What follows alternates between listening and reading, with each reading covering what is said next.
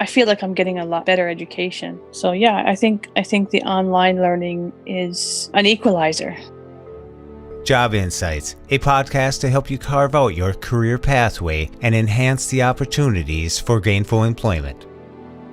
But sometimes I require a KNFB reader when I have more than one page that I want to kind of read continuously. Learn about resources for training, education, and employment opportunities.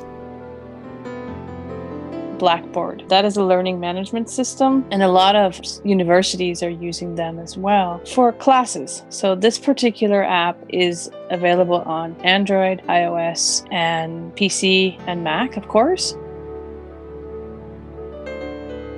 We will hear from people seeking careers, employment, from professionals in the educational field, teachers, and innovators in this ever-changing world of technology to help you navigate the employment world and give you job insights and enhance the opportunities to choose the career you want.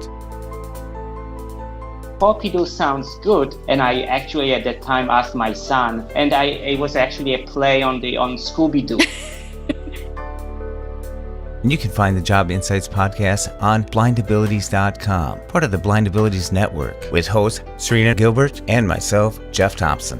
And you can contact us by email at jobinsights@blindabilities.com. Leave us some feedback or suggest some topics that we cover on Twitter at JobInsightsVIP. And check out the Job Insights support group on Facebook, where you can learn, share, advise, and interact with the Job Insights community.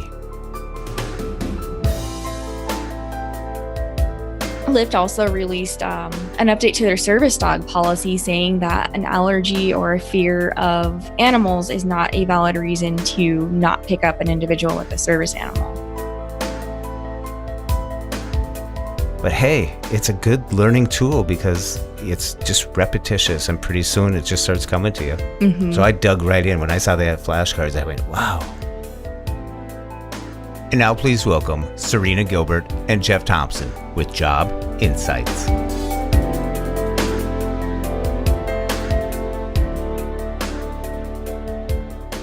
Welcome to Job Insights. And this week we're talking about apps that you'll use in school, at the workplace. And these are productivity type of apps. And with me today, of course, is Serina Gilbert. How are you doing? I'm good, Jeff. How are you? I'm just doing great. And we got a guest today all the way from Maine, Hope Paulos. How are you, Hope? I'm doing great. How are you? I'm doing good. We're all doing good, so that's good. Today we're going to talk about apps. You know, some of these apps are mostly productivity type of things, stuff that you'll use to get things done. And that's what we're all about here on Job Insights. So Serina, last podcast, you said you were holding out on us from what you're going to tell us. Is the cliffhanger over, or are you going to tell us?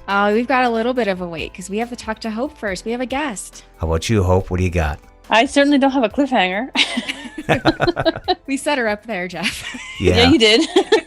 So Hope, how's it going out in Maine? It's going well. The weather's nice, finally. When I talked to you and Pete last time, it was March and it was in the 20 degrees. Now we're in about the 60s, 70s. So I am absolutely loving it. Birds are chirping. The guide dog is going for walks. He's enjoying it. So is he bringing you with? Oh, yeah, of course. That's great. But Jeff needs to know if you planted any apple trees. No. Only PC trees? Only PC trees. Oh, that's the running joke, isn't it?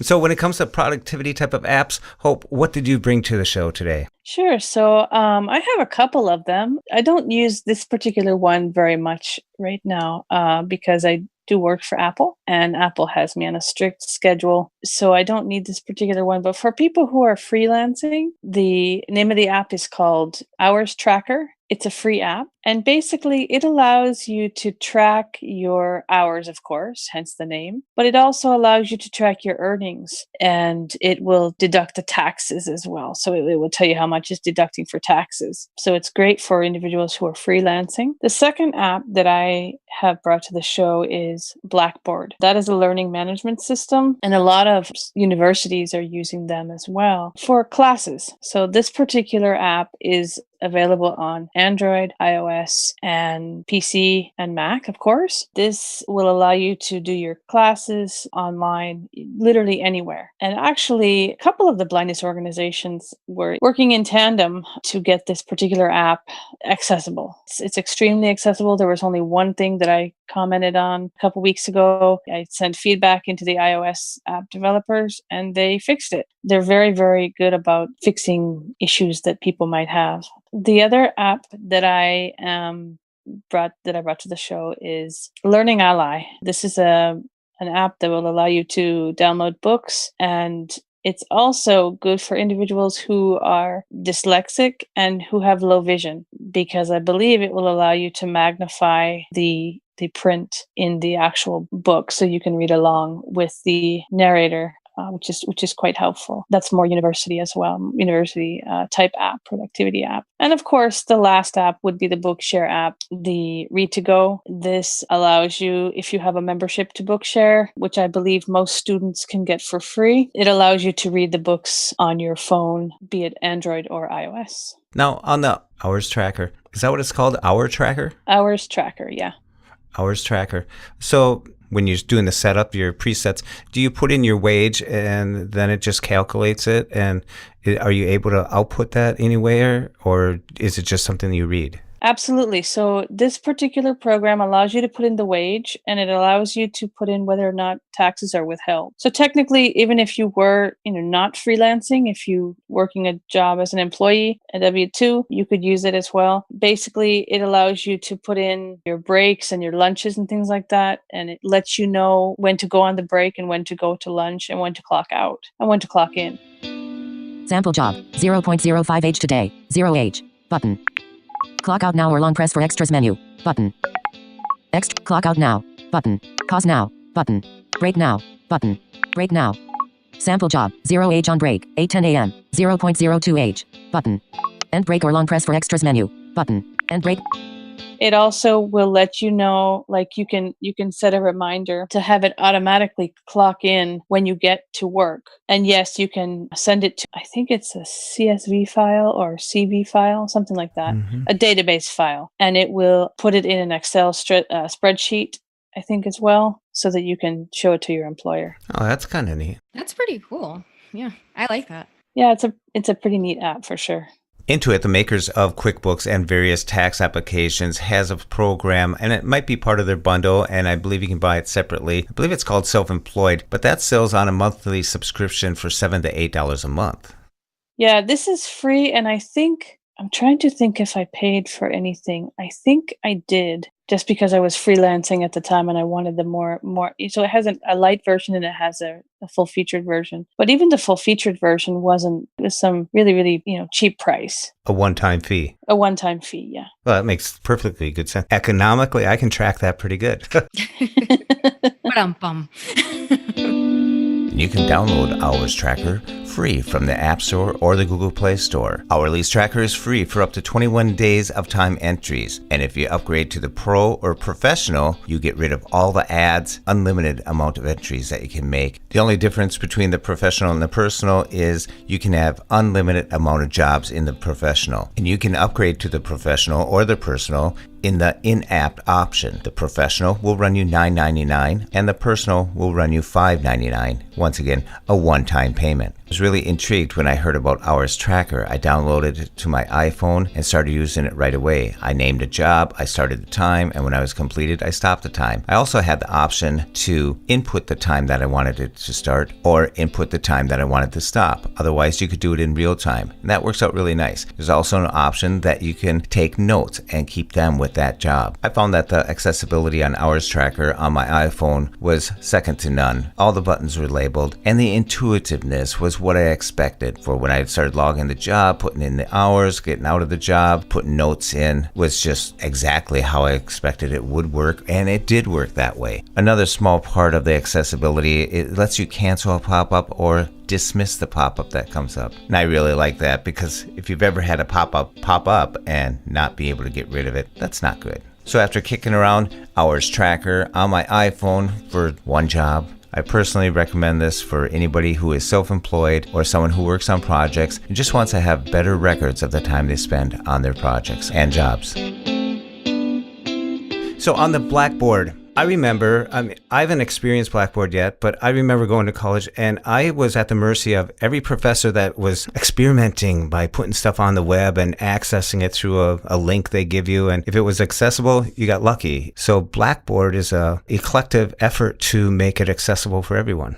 Absolutely. So it all depends on the type of class you're taking, obviously, right? If people don't know, I'm going back to school to become a teacher of the blind and visually impaired. And so all of the courses need to be accessible to me. So the professors will tag their images so that I can know what's going on. Their quizzes are all accessible. Obviously, the discussion boards are all accessible. And I use a combination of the two apps. I use a combination of Blackboard and I use Learning Ally to be able to do my classwork. And literally, like I said, I can do it anywhere. With the phone, if I have a Braille display and or a Bluetooth keyboard, I can do my homework on the beach or in the park, so literally anywhere. And that's huge compared to when I was going back to school to get my undergrad degree.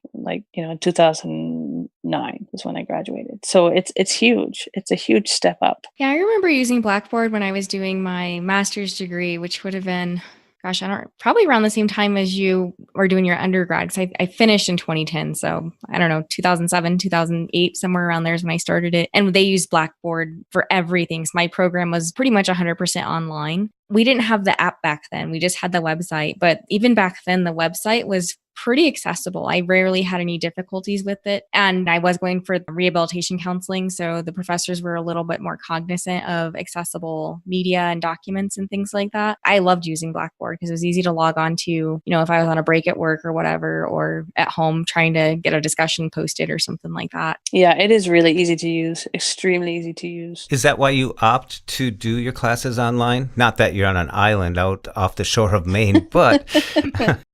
Yeah, I think it's easier because I've done classes on site too, not having to do with my master's, but having to do with my undergrad's degree. I find the digital world to be a lot more accessible. I just remember going to classes on site and didn't have a lot of input from the professor. The professor was teaching to a lecture hall full of, 100 students. I just felt like I was kind of left out and wasn't getting all the notes that I needed to get. Whereas here, taking the classes online and using, again, the combination of Blackboard and Learning Ally, I'm able to take the notes that I need. I'm able to contact my professors if I need to. I have peer-to-peer interaction as well. I feel like I'm getting a lot better education. So yeah, I think the online learning is an equalizer. Mm-hmm. Of sorts. Yeah, that's great because, everyone has to do what works for them. And if you found a good way of doing it, that's great. Having those two apps makes it all accessible. For the most part, yeah, everything is accessible, even from registering for classes. I go to Missouri State University, so using Missouri State's website is accessible. It's just huge. It's what we're able to do as people who are blind and visually impaired with the digital world is absolutely huge. So is that something you looked for when you were looking for an online course that they did use Blackboard? Not really. I didn't know what they used. I contacted them. I did ask them in the beginning when I was registering for the program what they used, and I could have used Moodle. Moodle is another application, another learning management system that I'm familiar with, and either one I would have been fine with. I looked online and saw the collaboration between the two blindness organizations regarding Blackboard. And I'm like, okay, this is going to be fine. This is going to be great. I know it's going to be accessible. I contacted my professors beforehand and gave them my accommodations and all that and said I need extra time. And because it's a digital world, they can input my time and a half for quizzes and allow me to have that time. And, they can input that in Blackboard and all is good. I can't speak enough good things about accessibility and digital stuff. So let's see, there's Learning Ally. We'll put that in the show notes. We'll put Blackboard in the show. We'll put all these in the show notes so people can click on them and go right to the App Store or the Google Play Store, and we'll have the links there. So back to the cliffhanger. Hi, Serina. And I thought of one while we were sitting here. So even you'll be surprised, Jeff. Ooh.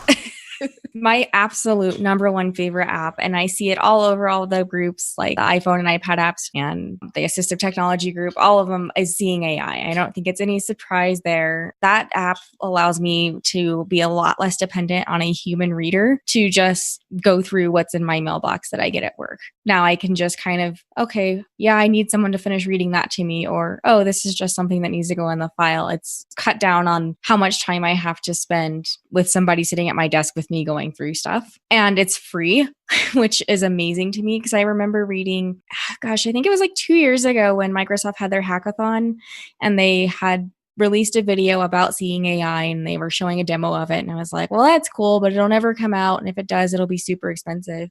And then all of a sudden there's a link and it's free and it works like amazingly. And I can't thank Microsoft enough for that. That actually was a big surprise for me. Yeah. You just open it up and boom, short text is reading. Yeah, from across the room, right, Jeff? Yeah, that happened to me. And I shouldn't say it, but I was at an OrCam demonstration when they were having a little issues and I was reading the wall that had their sign on it. So I was like, wow, this is already talking. It's just out of the box. You just turn it on and there it is. I use Seeing AI all of the time to determine what's in my medicine cabinet. For documents, I use Seeing AI for short text. I use the document reader all the time. I'm not going to say it's as good as KNFV Reader because it's not. I did a test between reading my mail with it and with KNFV Reader, and I found KNFV Reader to be far more stable, but I still like the app. I use it a lot. I'm glad that's one of the tools in our toolbox. For reading and stuff, I used to go to KNFB Reader all the time, but it just seems like Prismo Go and Seeing AI is so much easier that I tend to go to them more. Seeing AI is my main go-to app, and I use that, the short text channel mostly. If I can't identify an item with that, I will switch to the product channel if it has a barcode. A lot of the apps like Brago and Polyvision and Identify, I've deleted most of those off of there because I can accomplish the same thing with Seeing AI. Jeffrey, I see apps like Polyvision, Brago, Identify, of course the KNFB Reader. I think Seeing AI is becoming the main tool in the toolbox. And, all the other channels that they have on there too for options, but that's the one I use all the time because you open it up and it works. Yeah. There's a handwriting one too that I've tried only a couple times, but it surprisingly did recognize the handwriting enough for me to figure out at least what the note was generally about. Because sometimes my clients will stop in and I can't see them and they'll leave a handwritten note at the front desk. And obviously it's probably dependent on the individual's handwriting, but I was at least able to get the name of the client and know, okay, I'll just call them and see what they needed. Well, that's good. Yeah. That one's in beta, I think. Yeah, you always wonder when they have a little feature that's in there and they tag the word beta after. It's like, you better use it now because it may not be there. Or it's like the disclaimer, don't trust this feature. It might not work right. Try it on a doctor's prescription. Oh, gosh. That's the true test. This is totally not productive, but when Seeing AI first came out, we were playing with it in my office to see how old it thought everyone was. So all my coworkers were like changing their hairstyles or putting on glasses or taking off glasses to try to trick it to make it think that they were younger. That's a great use of state-funded money. Hey. I know everyone has been doing that. It's kind of a novelty thing, and that's like artificial intelligence to me when they're built into apps. To me, it's like, when you go to the carnival, they'll guess your age and you win the whistle or something. But, I'm not into the novelty stuff, but that really does work. Hope, do you use Seeing AI for any of your schoolwork, or since it's mostly digital, do you not have to use it a lot? Yeah, I use it sometimes. I use it for work, actually, to find out whether or not my work Mac is going to turn on correctly. We have so many policies in place at Apple that sometimes VoiceOver doesn't turn on correctly. And so I use either Seeing AI or I also use Ira for that. But most of the time I just grab my phone and use Seeing AI. Speaking of or how old people were, I actually did that last weekend, I think it was, on my grandmother's 93rd birthday. I went up to her and took a picture of her and had seeing AI tell her how old she was. Now, again, she's 93, right? So it said a 65-year-old woman is smiling or looks happy or something like that. And she's like, wait, did it say 65? I Shaved said, off like 30 yeah. years. That's awesome. She's like, I like that. So it made her day. Yeah. I actually think for women, they do have a built-in algorithm that knocks off a couple years just to, keep the customers happy. No, it added 10 years to mine. No matter what I do, it says 10 years. Oh, really? Yeah. That's funny. The algorithm breaker. Gosh. The other one that I use is obviously very similar to Seeing AI, but sometimes I require KNFB reader when I have more than one page that I want to kind of read continuously. To my knowledge, I don't know that you can scan multiple pages in Seeing AI, and if you can, somebody let me know, because I actually like it a little bit better. But sometimes when I'm working from home and I don't have access to my flatbed scanner, but I need to read some printed like medical documents or things like that, I'll take out KNFB reader and just scan a whole bunch of pages all at once and then read it through it continuously. So that's very helpful. And then also you can save on KNFB reader in their file system. And I think I saw in the latest update that now they can sync with Google Drive and Dropbox now too. So that's kind of a really cool feature that they've integrated in there now. Yeah, I like the KNFB reader when I have, I might have 10 pages of something to read and I don't want to take a picture of each of them. So I put it on double sheet and then batch mode. And when I turn the page, it'll sense that. So, you got the page turning, then manual picture button. Automatic picture. Picture from stand. Alert. Please place your device on an empty document stand and align the camera with the aperture. OK. Button. Flash off. Button. Multi-page mode. Off. Button. Multi-page mode. On. Do you have a stand that you use with it? Yeah, I do. It's the Floppy-Doo, and it was designed by Thomas Wardega. And here he is. Floppy-Doo sounds good. And I actually at that time asked my son, and it was actually a play on Scooby-Doo. So basically, this was designed from the ground up for people who are blind and visually impaired. And along that process, I learned to work with people who are blind. So I went through a couple revisions of the stand before I even started selling it, just to make sure that people are happy with using it and that it fulfills whatever is needed from a scanning stand for people who are blind and visually impaired. It comes with a set of instructions that you can scan. You can put it together. Once you got it together, it just folds right up and you can put it in a suitcase. It takes up very little real estate. Oh, I need one. And does it work with any phone or? Well, back when I talked with him, he said it would handle, if you balance it right, an iPad mini. So I guess your beast of a phone, your iPhone X, may work.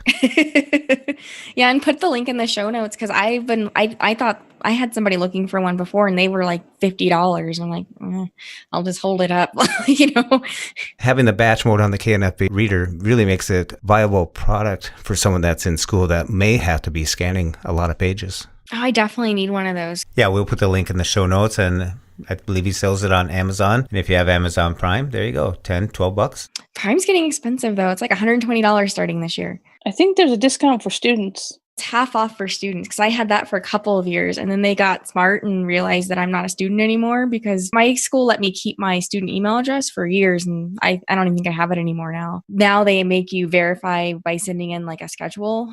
Oh, really? Yeah.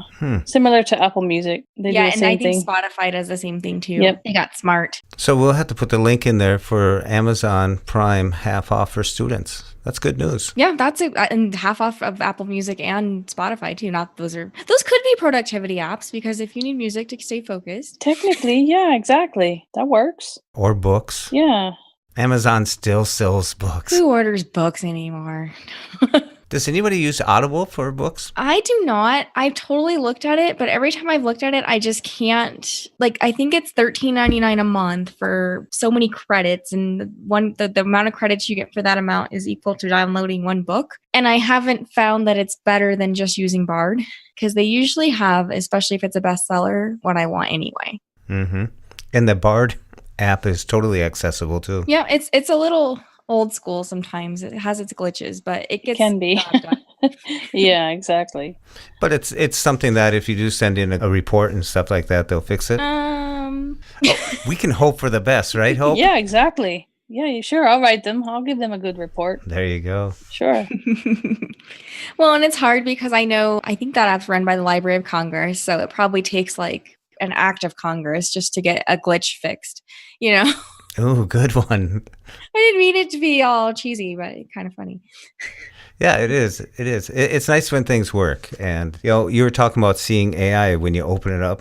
Short text just starts. Mm-hmm. I got an app called Drafts. Just like the Seeing Eye, when you open it up, it just works. The short text is working. You open it up and the cursor's waiting up in the upper left-hand corner and you can start typing. You don't have to open up a new file. And the neat thing is, if you're in a meeting and you're taking notes and you can set it for certain increments of minutes that pass by. And the next time, like you open your phone, say it closed, it'll start a new file automatically. Oh, that's cool. So you're not adding to your recipe you wrote 2 days ago that's still sitting there. Do you want to save it? You don't know if you should save it. It automatically. So if you set it up for 10 minutes, if 10 minutes goes by, it saves it and opens up a new one, just ready to go. So it's like a new sheet of scratch pad for you. Can actually do some markups on it. Yeah, share it anywhere you want. It's really cool. I do the cut and paste and then just pop it into an email. Bang. I like that. Is that a free app too? Yeah, Drafts is free. I think it's called Drafts 5. There is a professional upgrade, a pro version, and that is $20 a year or $2 a month. But you can do a lot with just the Drafts app. I just love that because when you just want to take down a note, I don't like going into, I use Pages because it syncs up with my Apple Orchard. But when I'm at some place where the meeting's starting and I open up Pages, it has to load up. It goes to the recent and it seems like, all the gears have to spin around 5 times before anything happens. But this one opens up, just bang, it's ready to go. I especially have that problem using the native Notes app on the iOS devices. Ever since they made it where you've got some notes on your iPhone, some on iCloud, some on Google Drive or Dropbox or wherever, it's so hard for me to figure out where my notes are anymore that I just don't use that app anymore. And that's my second app that I was going to talk about. It's the Files app in the iOS platform. On the iPhone, Files. If you don't know where it went, because it says, it's stored on the iCloud or on the desktop in the iCloud or on the iCloud Drive or wherever, and you start hunting around. But if you go to Files and go to Most Recent, it'll check all those files, all those different drives, all the different places on your phone and everything. But if you go to Recent, and then if you click up on top, you can go back and actually go specifically only to one area where you think it is. But if you put it on all, it's checking all those drives that you have synced up with it, and you can usually find it. So when I get lost for a second, I just open up Files and go to the Most Recent, and there it is. That's a good tip. I didn't know that. I never really knew the point of the Files app. Yeah, check it out. Open it up and just see, and you'll see what you've been doing lately. So I have one more that you do not know that is my favorite apps to use. Any guesses? I hope. What do you think it is? Uber? No, that's not productivity. Never mind. Well, it technically is. I do use Uber and Lyft a lot for work, actually, because I have to go as part of my job. I have to be at high schools and things like that. And I'm almost an exclusive Lyft user personally. And why Lyft over Uber? I just have found, just with my personal experience in the city that I live in, that I've had better luck with Lyft drivers as far as friendliness, and I have a service animal. So I've never been rejected on Uber. I've actually, the only place I was actually on Lyft. I found that the cars have been cleaner and the drivers just seem friendlier. And with Uber, I specifically am not a fan of the, if we wait more than 2 minutes, we're going to charge you policy. Oh, that's not good. Yeah, that's a newer policy, maybe in the last 6 months. And that policy just really bothers me, especially when you're visually impaired. Drivers will say they're there and you're like, where? And if they're automatically going to charge you, I think I guess it's maybe like $5. If the driver has to wait, I believe it's more than 2 minutes. Like, that's stressful. It's already nerve wracking, like being like, hey, I've got a service animal. Are they going to drive right past me? Or are they going to pick me up? And then to know they're also going to charge me an extra $5 if I can't find them. And then they also tend to do the walk here and meet your driver thing. Oh, yeah. And I've never had that happen with Lyft, no matter where. I've been in downtown Denver and that's not happened before. But Uber will send you to a random parking lot or something to meet your driver. Oh, wow. No, thank you. Yeah. So that's more why I'm Lyft exclusive. And then on the driver side, I'm not quite sure how it breaks down for how much the drivers get. But I know with Uber, it's not like a set percentage that the drivers get, as far as, like, I think it's with Lyft, the drivers get 75% of the fare. With Uber, nobody really knows what percentage of the fare they get, because I've had drivers say like, yeah, I've done rides to Denver to, the DIA airport And sometimes I get 60, sometimes I get 100. Like there's no, I guess, transparency with it. Mm-hmm. And I can only speak to, what I'm told, but Yeah. I just personally feel better about using Lyft. And for those who don't know, Lyft also released an update to their service dog policy saying that an allergy or a fear of animals is not a valid reason to not pick up an individual with a service animal. And I feel like that's a very strong policy, and that's telling you where they stand on that very clearly. And I'm not sure if Uber has come out as strong as they did. But that's all for a whole nother podcast. You have to use all that when we talk about transportation. No, that's good information, because in my neck of the woods, my wife uses Lyft. I use Uber. And yet I've been noticing that at certain peak times, the price goes way up, and other times it's low, and the waiting time changes. But, if it over 2 minutes, sometimes it's as low as 37 cents, but other times it's higher, so I think it's the area you're in that really makes a difference between which one you use. It is productivity, because you got to get places, and it's nice to know that you can get there. And on time and on your own time. Good. But that was a really good guess. It brought on a whole another discussion, Hopes. I liked it. But honestly, we're on the app right now. Zoom. But part of my job is to train other people and to hold conference calls and things like that. And to my knowledge, as far as like a true training platform where you can record and share a screen and things like that, I found that Zoom is the most accessible system out there that's also used by like companies all over the place. I know Skype's out there, but I don't know if Skype lets you like record the calls and things like that. I don't like independently, not by pushing it through a different software, but just right in the program, recording it and having that access to be able to share your screen and still use your PowerPoint effectively and things like that. Mm-hmm. And we're doing a neat thing for the first time here, and we didn't know if we could do it, but Hope sat beside us waiting patiently for us, but we figured it out, and we're recording on two ends right now. Unless I push the wrong button again, which is very possible. Another cliffhanger. Stay tuned next week when we find out. That'll be our opener next week. Guess what? I actually did it right. No, I'm starting to like Zoom, because it's like I can't even tell you guys are here, because typically when we're using Skype, in my headphones, I have this hiss when other people aren't talking. So there's continuous hisses going on, and then in the editing phase. So Zoom is really good, and I really like the feature where you can send an email and people can just click on the link and they connect right up. Makes it really, really easy. So a question I have, you mentioned sharing your screen. How accessible is that with VoiceOver? I heard through the grapevine that the VoiceOver will read actually what's on the screen. I don't know if that's true or not.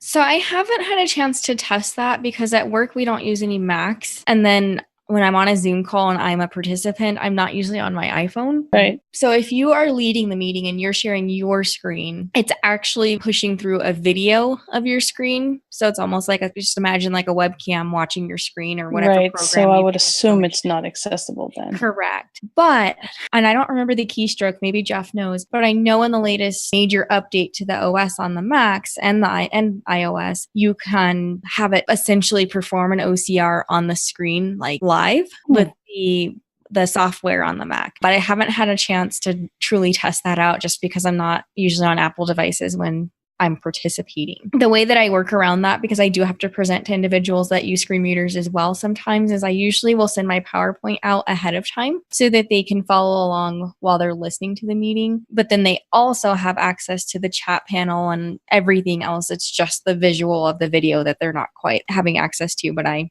just send it out ahead of time. Yeah, I haven't dug too deep into this, but Serina told me about Jonathan Mosen's book, and he did a full-fledged book on using Zoom for calls and meetings and stuff like that. And I believe you can get that on Mosen Consulting on the website, and we'll put a link to that in the show notes. Yeah, the book is called Meet Me Accessibly, and it's very current based on, because I've listened to maybe 4 or 5 chapters so far.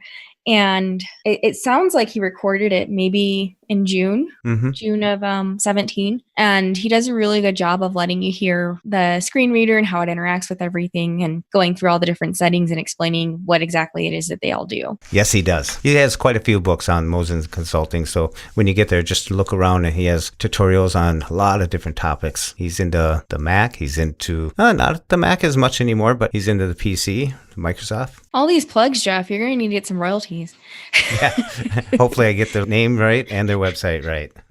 Another app that I have that I use, and some people laugh at this, I use Dictionary Thesaurus Plus. And if you get the dictionary, you can upgrade, and it's a combination of Dictionary and Thesaurus Plus, and I get the word of the day. And I'm just waiting to get that specific word to send Serina, because she laughed at me when I talked about this app before. But it's just kind of neat because in there, they have flashcards, and I'm on the bottom, they're not labeled, but I figured out what two of them are flashcards. So I took Insight today, just when I was skipping around there, and I made a flashcard. So on one side it says insight, on the other side it says the definition. So someone could actually go through there if they have a 10-word list that need to know or learn, like they're in school, and they could actually input the word, get the dictionary, and there's also a button that says go to page. So if you want more definition, you can just click on it, brings you right to the dictionary page, and it's just kind of a neat resource if you're into that, if you want to know what words mean. Well, you just brought up a good point, though. That could be a really good study aid for somebody if you're in a class where there's a lot of maybe theories or specific definitions you need to know. You could load all those in there, and while you're on the bus or whatever, kind of be going through those in probably a more fun way than just reading the book. Yeah. Yeah. And that's why I did it. Like when I took Spanish, I made note cards.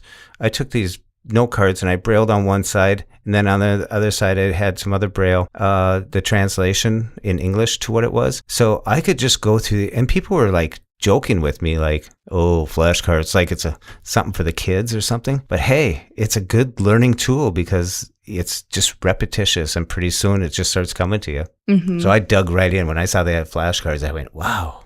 So I really like that. And it's, I think there's a fee for the upgrade, might be a few dollars, but you can download it all for free and test it. And then in-app, you can upgrade.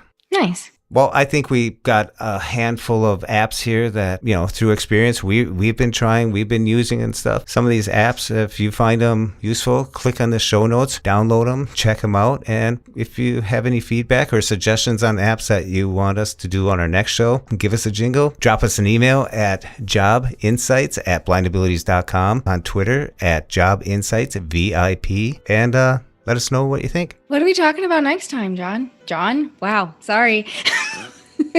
Well, Sarah, what will our next one be on? I don't know. We have so many topics. Normally, I'm like, let's pick this. Let's let Hope pick the next topic. No pressure. Yeah, right. No pressure. Yeah, right. Mm-hmm. Let's do transportation, since we kind of talked a little bit about it in this one. Getting to work. That would make sense. Yeah, getting to work. Yeah, absolutely. Perfect. Getting to work, school, college. Yeah. There you go, Sarah. Stop it. And if you want to contact Hope, she's on Twitter. If you want people to have it. Yeah, my Twitter is Fidelco, capital F as in Foxtrot, I D as in Delta, ELCO, 4, the number 4, ever. My email address is hope.paulos@gmail.com, so hope.paulos@gmail.com. Well, Hope, thank you very much for coming on to Job Insights. It's really neat to have you, and we're going to have you back as soon as possible here for our next roundtable. Thank you so much, Jeff and Serina. It was wonderful being here. I appreciate it. Yep, you have a great day. Thank you. Do you know it's nearly midnight, and you said have a great day? Well, this will come out during the day.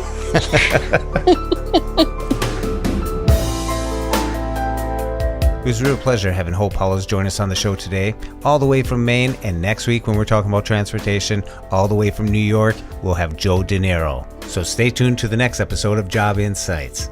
And a big shout out to Chichow for his beautiful music. And you can follow him on Twitter at El Chichow. As always, thank you for listening. We hope you enjoyed. And until next time, bye-bye.